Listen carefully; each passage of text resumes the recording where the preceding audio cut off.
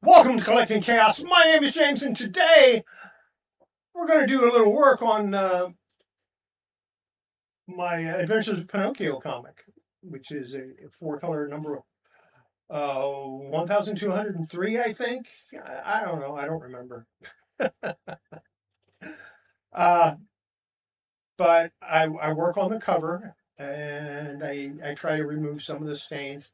I don't show everything I did because some of it I did outside. Some of what I did was so noisy you wouldn't be able to hear anything, and I didn't feel like setting it up to film. So yeah, but you do get to see the end result of what I did. So let's let's watch the video.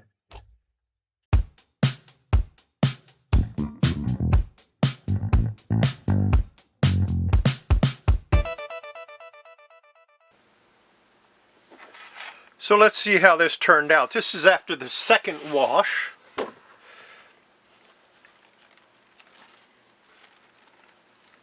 And it's a little tiny bit better, but not much. Now, Professor Peter recommended that I try giving it a wash in Bestine for 1 minute. So I think I'm going to try that, and we'll see how it turns out. I mean, it can't get much worse, right? Unless it speckles real bad. But I'm going to give that a shot and see what happens. Now, this is actually the third printing of this particular story. Or no, this is the second print. There was another one in addition to that. So it was actually printed under Dell Floor Color 3 times. And then it had another printing as Walt Disney's Wonderful Adventures of Pinocchio as a special by Gladstone Publishing. I can't find any of those online where I can actually take a look at them. So we're just gonna go with what we can. I'm going to go ahead and put this back in my humidifier or humidity chamber for a few hours. Then I'm going to try the Bestine soak for a minute, and I'll show you the results once it's dry. Because of course after the soak, I have to rinse it out with some calcium hydroxide water. And like I said, then I'll show you the results of that. Maybe it'll help, maybe it won't. It's always worth trying. Now, Professor Peter Alici, made a suggestion of me soaking the cover in Bestine, which is a flammable solvent, and I decided to try it. You know, what could go wrong? That was my thought. So I did for 1 minute. I was very careful to time that 1 minute. I stayed out there for the whole time. When I say out there, the reason I say out there is because I did that outside. I didn't want those fumes in the house. So that's what I did. I did it outside, and then I rinsed it with a calcium hydroxide solution for what was supposed to be 5 minutes. But I ended up with a couple of phone calls and things, and got sidetracked, and it ended up being more like 25 minutes. So now we're going to take a look at the results. And I hope they're good. I also cold pressed it. It's been in the cold press, you know. I did change out the blotter paper, but it's been in the cold press for over 24 hours. So we'll take a look at it and see how it looks.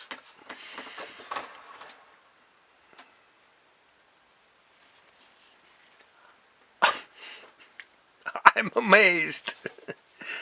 It's so much better than I expected. Wow. Good job, Professor Peter. Good job. I'm just... Now, so what's next? The next thing I need to do, because I'm not going to try to...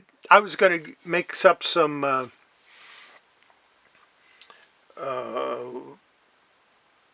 Gellan gum and try to remove the stain that way. But you know what? I kind of want to leave it like this, even though it's a little darker and you can see the stain, because it's part of the history of the book.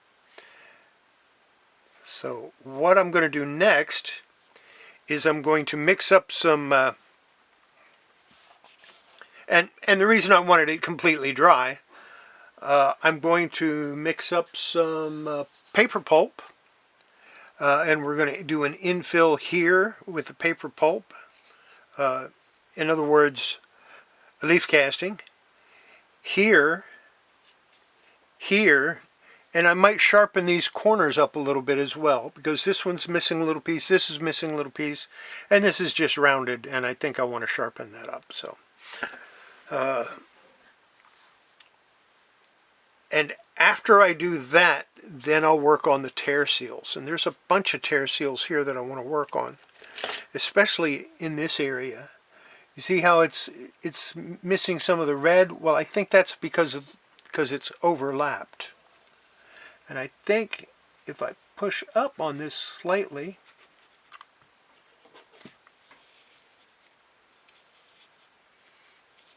I can get the red out of there. Yeah, you see now that's a whole lot better. I don't know about this one or not. I don't think this one has the same problem. I think that's just missing. Well, maybe. Okay, we got a little bit of the brown back. That's always a good thing. So I'm going to do the tear seals after I do the paper, the leaf casting, and I'll do that on camera. I'll do both of those on camera, but probably not on this video, because it's going to take me a while to get the color match right. Just wow. If you're not subscribed to Professor Peter's channel, I'll leave a description down below. Subscribe to his channel. It's really, really good. We're going to look at the other side of it now, and I just had my other piece of blotter paper hit the floor. That was that noise. And yeah, I'm so impressed with this. Now this is only attached right up here, but since it is attached, I'm not going to try to do anything with it. I'm going to leave it attached. This is turning out so much better than I hoped. Okay, I think that's going to be it for this particular video. All right, this has been in the humidity chamber for the last 6 hours. Why? Because I'm going to start. Here's a sample. I'm happy enough with the color. There's not a big sample like I normally would have, but I'm happy enough with that color that I'm going to go with it. It's not a perfect match, but I think it's close enough. Now let's turn this over.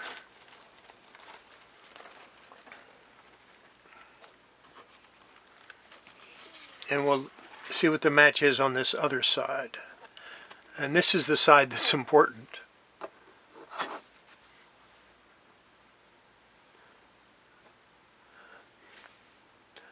I think that's good enough. So that's what we're going to go with. And I'm not going to video the leaf casting, because I'm going to do that in the other room in my... and I'll have earphones on, and you won't hear any talking. All you hear is the suction. And I'll show you the results. If it dries in time, I can take it out and show you the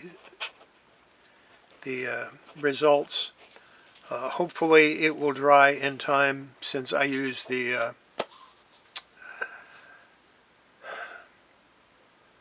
blotter paper, and that seems to help it dry quicker. So that's what we're going to do. We're going to go check this. We're going to go take care of that right now, and hopefully we'll be back. If not, this will be the end of the video. All right, let's take a look and see how I did. Now, I didn't try to fill everything. That's the back side. I filled up in here and then a few places on the corners. Oops, oops, oops. I don't think that looks too bad. Now I'm going to use Tingujo paper along the spine here on the inside, and then also on these tears and on this tear here. I might scrape off a little bit of that and maybe a little bit of this. I'm going to use a little bit of Tingujo paper on this crease here just to reinforce it. I might be getting lucky on that first wrap. I've got another copy of this coming, and the cover's in pretty bad shape, so maybe it'll be all right. I'm happy with it. I'm happy with it. So it's not a perfect match. It's close enough for me. And really, since I'm probably going to put it in my collection, isn't that the only person I have to make happy is me? I'll use Tingujo on that tear too. So any tears in this spine split here, I'm going to use Tingujo on. Same thing up here and here. So we'll take care of that later. That's what I've got. I did a little leaf casting on the cover. I mean, the color is not perfect, but I'm happy with it, and I think it turned out pretty good. The next video I'll be doing I'll be putting some Tingujo paper on the inside of the cover to reinforce the spine where it's split, because I didn't want to do leaf casting all the way down the spine. It would make the book too thick, and the spine would have trouble closing. So I'll do that, and I'll reinforce a few areas, and I'll do some tear seals and stuff like that. So not a whole lot. I did my usual. I bid on the comic, thought I might not win that, bought one. So I have 2 more Adventures of Pinocchio coming, and so I'll take a look at the cover of that one that's the same year and everything of the one I have, and if the cover's really bad, I'll just swap the pages out and put I'll marry the first wrap to what I already have. If the pages are good, or if the cover is pretty good, then I'll scan them, print them out, and then piece it together, and we'll have a restored book instead of a conserved book. So that's the way I'm going to do that. We'll see how it runs. In the meantime, that's going to be it for this video. Hope you enjoy it. What little of you get to see of it. Take care, everybody. Have yourself a great day, and I'll see you Wednesday night live at 8 p.m. for Coffee with Chaos. Bye.